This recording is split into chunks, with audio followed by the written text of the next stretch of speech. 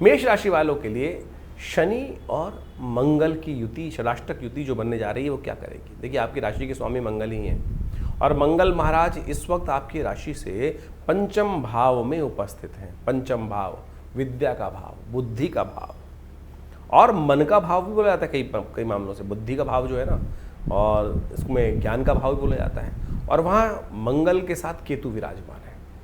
शनि महाराज पर दृष्टि डाल रहे हैं वहाँ बैठकर, 12वें भाव बैठे हुए शनि महाराज हैं।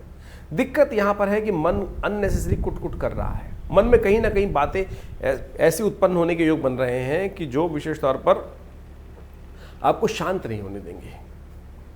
ऐसा हो जाएगा, वैसा हो जाएगा, और उसके कारण से कई प्रकार की एंजाइटी समस्याएं मनोमस्तिष्क में उत्पन्न हो सकती हैं। तो एंजाइटी को दूर करने का सबसे पहला काम आपको करने का प्रयास करना चाहिए।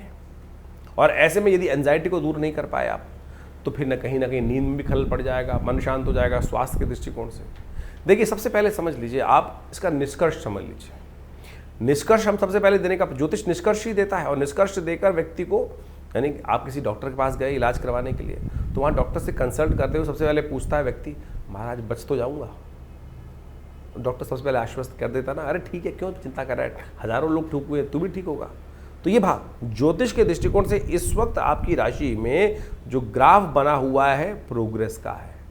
प्रोग्रेस होगी, तरक्की होगी, नीचे नहीं गिरोगे, इस बात का ध्यान रख लो। फिर निष्कर्ष ये पता है तो फिर काय को एंजाइटी पाल रहे हो।